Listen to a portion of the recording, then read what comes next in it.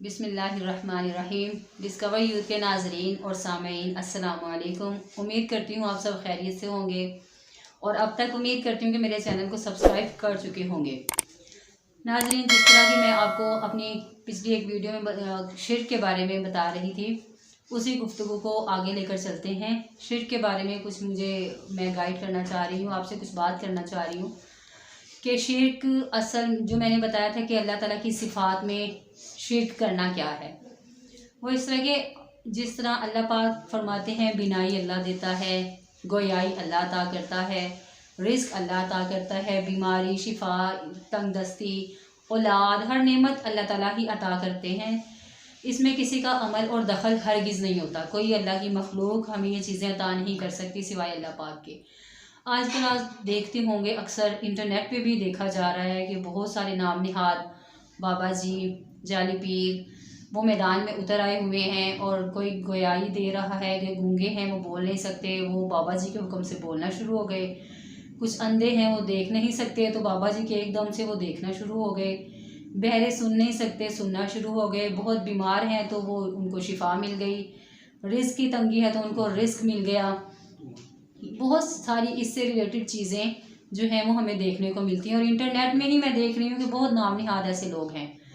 तो मैं आपको बता दूं कि हाँ, ऐसा देखने में ज़रूर आता है, ज़ाहिरी आंख से ऐसा देखने में ज़रूर आता है कि बहुत सारे जो वो बाबा जी हैं वो इस तरह के काम कर रहे हैं। लेकिन हकीकत क्या है? मेरे नबी पाक सल्लल्लाहु अलैहि वसल्लम की एक हदीस है जिसका मफ़हूम है। मैं मफ़हूम इस तरह इसलिए कहती हूँ कि नबी करीम सल्लल्लाहु अलैहि वसल्लम के बारे में जब हम बात कर रहे होते हैं तो हमें इंतहाई एहतियात के साथ बात करनी चाहिए कि आप सरकार सल्लल्लाहु अलैहि वसल्लम के अल्फाज जो मुंह से अदा हुए हू बहू वही अल्फाज हमारे मुंह से अदा होने चाहिए। अगर कमी बेशी हो जाए तो हमें खदशा हो कि हम बोलने में कुछ भूल सकते हैं तो मफ़हूम का लफ्ज़ कह देना चाहिए ताकि बात भी पूरी हो जाए और आप सल्लल्लाहु अलैहि वसल्लम की हदीस के मायने भी हम वाज़े कर सकें। क्योंकि अगर ज़रा सा भी झूठ उसमें शामिल हो गया, कोई गलत बात शामिल हो गई तो गुनाहगार हम होंगे। इसलिए मैं मफ़हूम कह रही हूँ कि आप सरकार सल्लल्लाहु अलैहि वसल्लम की हदीस का मफ़हूम है कि कुर्बे क़यामत में बहुत से लोगों से ऐसी चीज़ें रूनुमा होंगी कि जो देखने में लोगों को मोजज़ात लगेंगी और बड़ी अजीब चीज़ें लगेंगी, लेकिन हकीकत में वो ना तो मोजज़ा होगा और ना ही वो कोई करामत होगी, वो इस्तदराज होगा। तो आप सरकार सल्लल्लाहु अलैहि वसल्लम से पूछा गया कि या रसूलल्लाह इस्तदराज क्या है? तो आप करीम सल्लल्लाहु अलैहि वसल्लम ने फरमाया कि ये मफ़हूम है जिसका मैं ये फिर दोबारा आपको बता दूँ, मफ़हूम के तौर पे मैं कह रही हूँ कि मफ़हूम है कि वो बातें जो हैं वो अल्लाह ताला की तरफ से तो नहीं होंगी, वो ज़ाहिरी दिखावा होगा और वो फितने जो हैं वो दज्जाल की तरफ से होंगे। तो नाजरीन, मैं आपको यहाँ एक बात बताती चलूँ, हम इस वक्त क़यामत के बहुत करीब पहुँच चुके हैं। दज्जाल इस दौरे हाजिर में आ चुका है, उसका ज़हूर बस होना अभी बाकी रह गया, लेकिन वो आ चुका है।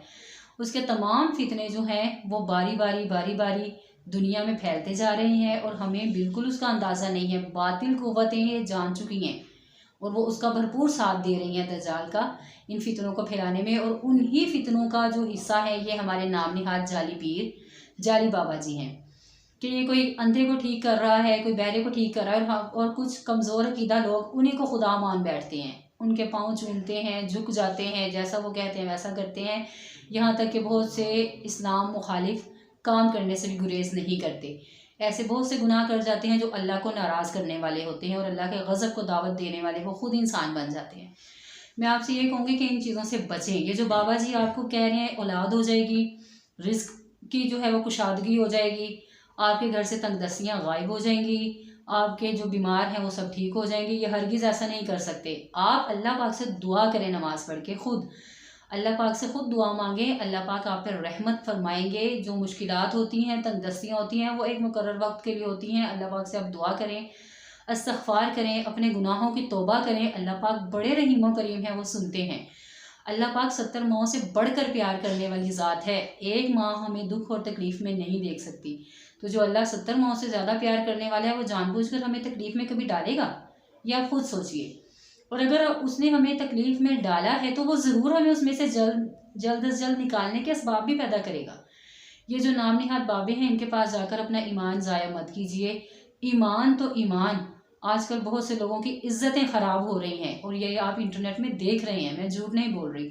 आप इंटरनेट में ये सब कुछ देख रहे हैं, आए रोज़ न्यूज़ में ऐसी बातें आ रही होती हैं, इज़्ज़तें ख़राब हो रही हैं लोगों की, यहाँ तक कि औलाद जो है, मैं ऐसे अल्फाज नहीं बोलना चाह रही, वालिदैन बाप और दुनिया की नज़रों में जो बाप है वो है ही नहीं।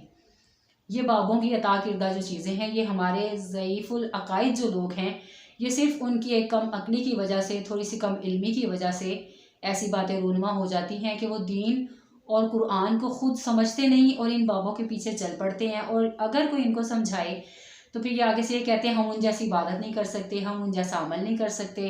क्यों नहीं कर सकते भैया? आप इबादत, आप भी तो अल्लाह पाक की मखलूक है ना। अल्लाह पाक की इबादत अगर वो बाबे कह रहे हैं हम करके इस मकाम तक पहुँचे हैं, तो आप भी पहुँच सकते हैं। हालांकि वो बाबे किसी मकाम पर नहीं पहुँचे, वो सिर्फ आपको गुमराही करने वाले मकाम तक पहुँचे हैं। वो सिर्फ दज्जाल के आला कार हैं। आप नबी करीम सल्लल्लाहु अलैहि वसल्लम के सिपाही बने, आप नबी करीम सल्लल्लाहु अलैहि वसल्लम की उम्मती बने, आप सरकार सल्लल्लाहु अलैहि वसल्लम की तालीमात पर मुकम्मल अमल करें, अपने घर वालों को बचाएं ऐसे फितनों से, दज्जाली फितनों से बचाएं। हम क़यामत के बहुत करीब हैं, हमें हर सूरत दज्जाल का मुकाबला करना है। जो क़यामत की निशानियां हैं, हमें उनको सामने रखते हुए इस्तग़फ़ार करनी है, अपने अमाल की दुरुस्तगी करनी है। नाज़रीन, मैं दोबारा फिर एक बात हर वीडियो में मैं कहती हूँ कि मेरा मकसद किसी की दिल आज़ारी करना बिल्कुल नहीं होता। ना मैं किसी फ़िरके से ताल्लुक़ रखती हूँ, ना किसी फ़िरके को मैं प्रमोट कर रही हूँ। मैं सिर्फ़ और सिर्फ मुसलमान हूँ, नबी करीम सल्लल्लाहु अलैहि वसल्लम की आखिरी ज़मां की मैं उम्मती हूँ। और मैं सिर्फ़ एक उम्मती होने की हैसियत से अपना एक जो फ़र्ज़ है वो मैं अदा करने की कोशिश कर रही हूँ। मैं दीन की तालिब इल्म हूँ, मैं आलिम नहीं हूँ। वो मैं ख़ुद को आलिम नहीं कहती, ना मैं स्कॉलर कहूँगी ख़ुद को। हाँ, मैंने दीन को ख़ुद अपनी आँखों से पढ़ा है, मैंने दीन को ख़ुद समझने की कोशिश की है। मेरे असातिज़ा में बड़े नामवर असातिज़ा भी हैं, मैं उनका नाम यहाँ मेंशन नहीं करना चाहूँगी, कुछ लोग गलत मतलब भी ले सकते हैं।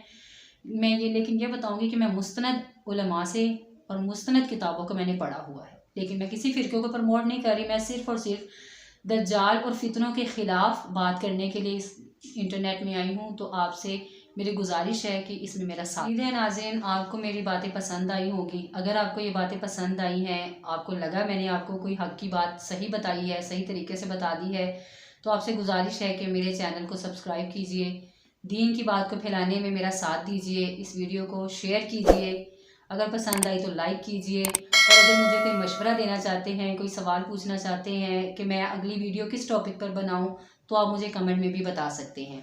शुक्रिया, जज़ाकुमुल्लाह खैर।